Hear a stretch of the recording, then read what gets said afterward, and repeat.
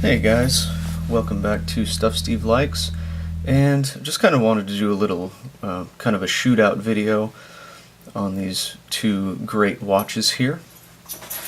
On the left we have the Seiko Turtle, great little watch, big watch, whatever you want to call it, and on the right we have the Orient M Force Bravo. And I really do like dive watches. They just have that really kind of strong wrist presence to them.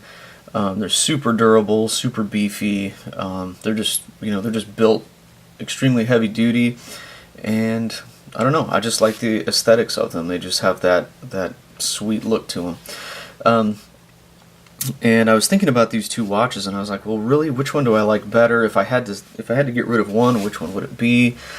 What's gonna win? And I was like, man, maybe I should just do a short video on it and see what happens. But a lot of guys they write down a list or whatever. I want you guys to really focus on the watches themselves and just kind of pay attention to the watches. So what I'm gonna do is, if something is better in a certain category, I'm gonna give it a poker chip, and we're going to see whose stack is higher at the end of the video. And I'll try to go through as many details as I can and which one I think is better for which purpose and so forth.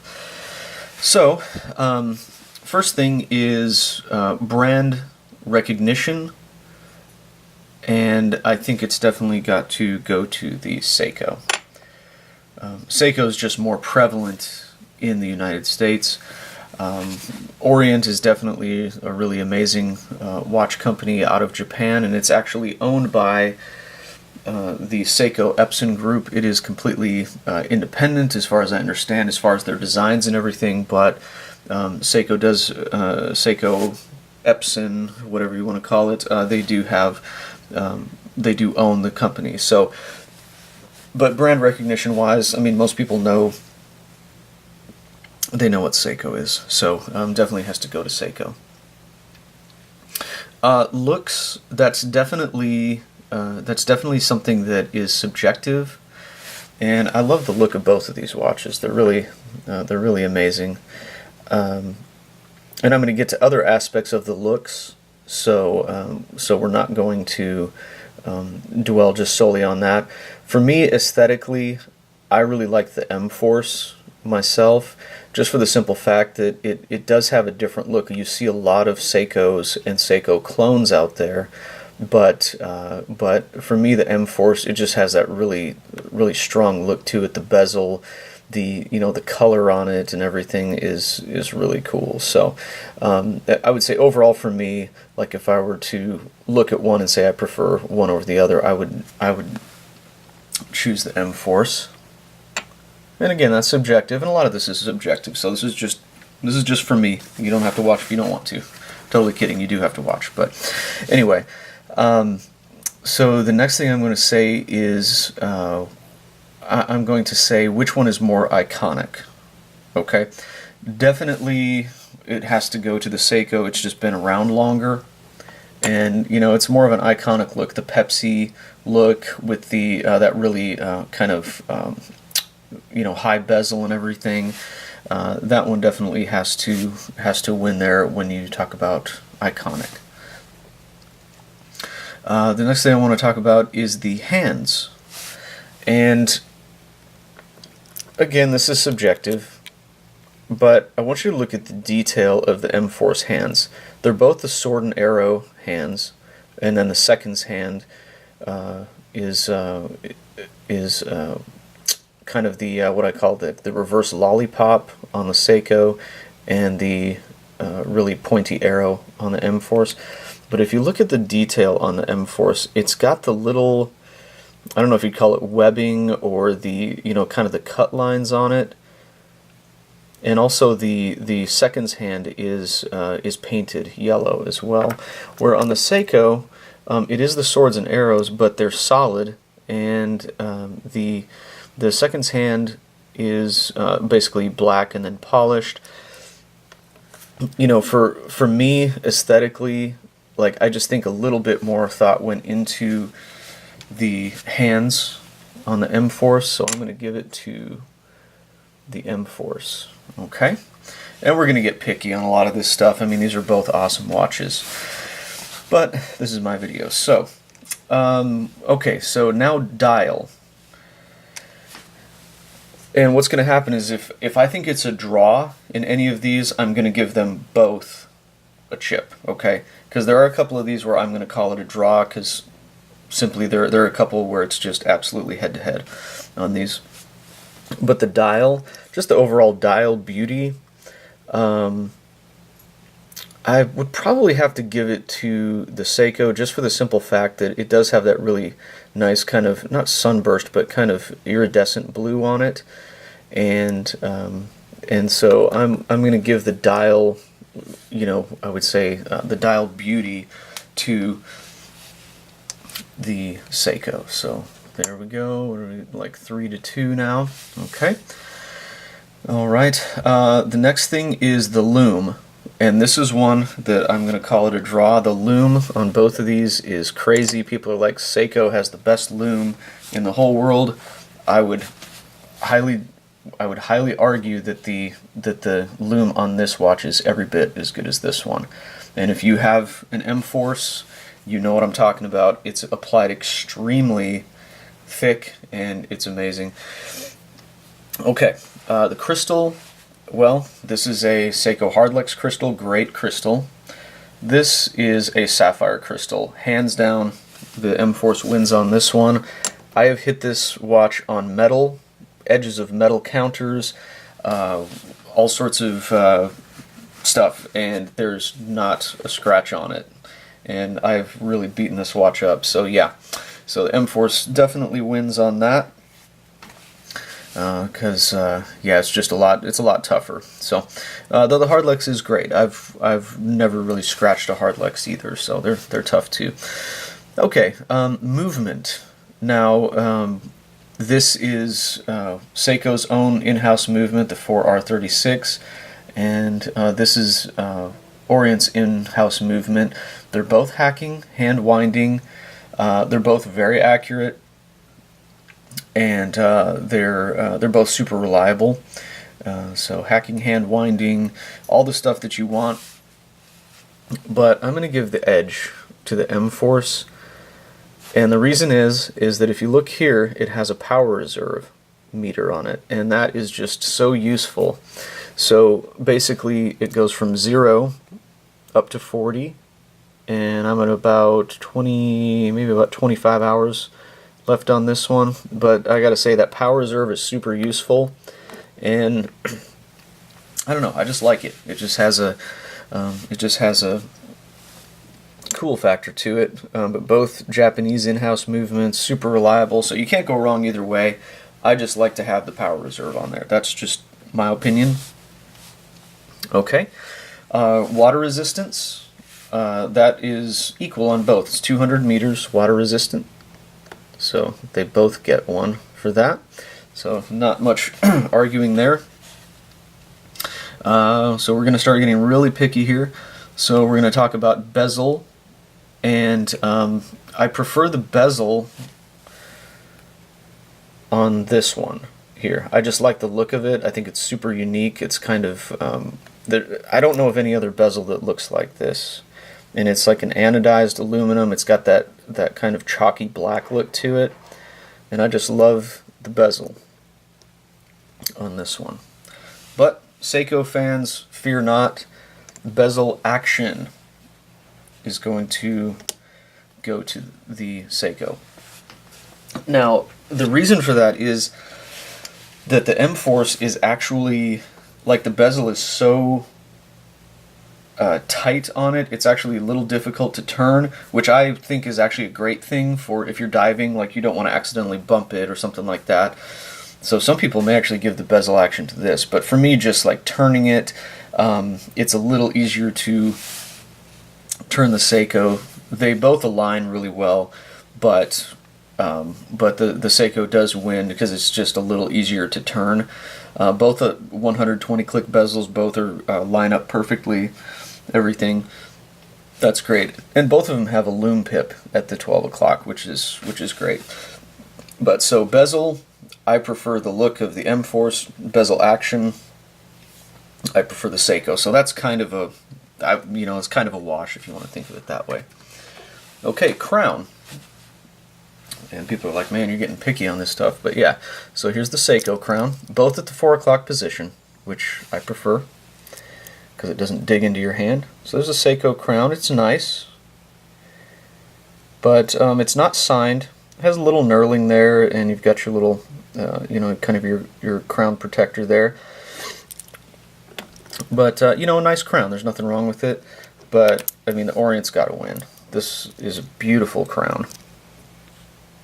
See if I can get this to focus in there. But signed crown, really nice. It's not just etched, it's actually polished on the crown. And then look at the knurling on the crown is really nice. And it doesn't tear up your fingers, but it's easy to use. And then it has this red band there too. So this just has a beautiful crown on it. I really like this one.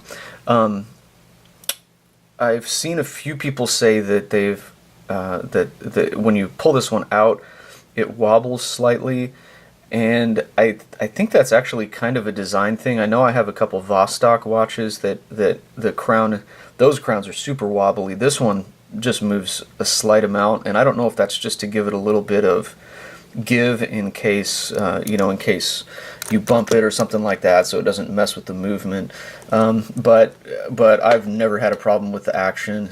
I can set the time super accurately with it and everything, so no issue there for me. But the crown, the Orient definitely wins there. Okay, let's go to bracelet. This is pretty close. But I am going to give the edge to the Orient, just for the simple fact that it doesn't dig into my hand. Well, some people say this isn't a true dive watch because it doesn't have a diver's extension. I don't think that's necessarily the case. I've seen other dive watches that don't have a dive extension, but just super heavy duty here. Solid end links, and this is one of the most comfortable bracelets I've ever used. It's very, it's nice and brushed. It has that real rugged brushed look to it. But the Seiko, honestly, the dive extension on the Seiko digs into my wrist. And again, solid links, solid end links, very nice bracelet. But this dive extension, if you can see, it kind of protrudes there, and it does dig into my wrist. And I actually have a red mark on my wrist right here. You can see it. It was actually worse earlier. I've done a few videos on this watch, so I've taken it off. But it does dig into my wrist, and so I'm going to give comfort to this. I may actually try a NATO strap on this one and see how that looks. Love me a NATO strap. So anyway, so definitely the edge to the M Force there, and put that there. I think I've gotten the number of chips right. I think I get to talking and I can't remember if I put the chip there or not, but I'm pretty sure I've put the chip there on every one. Okay, next is Caseback. So here's the Seiko, just a really nice, kind of tsunami logo. It has the Prospect, Special Edition, all that stuff. Really nice Caseback. Of course, these are both going to be screw-down Casebacks. The Orient is pretty plain Jane. It says Orient M Force, it talks about all that stuff, serial number, all that, but pretty boring, and I know that, but it's not a big deal for me, but honestly, the Seiko does have the nicer Caseback. Okay, so there we go. And, that's most of the things I wanted to talk about. Accuracy, I can't speak to it too much. I'm going to give them both chips for accuracy. They're both very accurate. They're both within a couple seconds a day. I haven't had this one long enough to say for sure, but you know, they both came from the factory, set really nicely. Ease of adjustability on the bracelet. I'm not going to give any of them a chip because these do both have pins and collars, which, if you've ever used pins and collars, they're kind of a pain in the rear. So that's one of the only kind of deductions on either one of these is the pins and collars system. It is a very secure system once you do it, but man, when you're changing them, those little tiny collars, they're so easy to lose, and so that's kind of a knock on both of these, is they do both use a pin and collar system. So yeah, last thing I wanted to do is the case. So you know, they both have a nice case to them. This has the kind of the brushed top, and then the polished case here. A nice short lug to lug here, which is kind of cool. It fits on more wrists, I think. This one's a little longer. Drilled lugs. They both have drilled lugs. The M Force mostly brushed, but if you notice right here, this little guy here, it does have the polishing here, which is nice, and then brushed on the sides. But both really nice cases. I will give the edge to the Seiko, though. It does have a little bit more polishing on it, so I'll give that to the Seiko. Man, we're pretty dang close here. I mean, these are both just absolutely exceptional watches. They really are. Like, if you get in, I think they discontinued the M Force, but they have a new one called the Trident, which is basically the same watch, different look, but sapphire glass, same movement with power reserve, 200 meters water resistant, great bracelet. So if you can find an M Force, get it. Definitely get it. Or they have the new Trident series, which it kind of looks like Orient's Saturation Diver. It's kind of a mix between the M Force and the Saturation. Either way, but similar everything on that. So yeah, this is really close. The last thing I wanted to do was wrist presence, and it's kind of just like everything. It's kind of subjective. I'll put on the Turtle here, and just a really cool look. It's got that, you know, kind of that classic look. These were designed after another Seiko that was released back in the 70s, but really nice wrist presence on this one. I like it. Definitely happy with this one. I'll show you the M Force.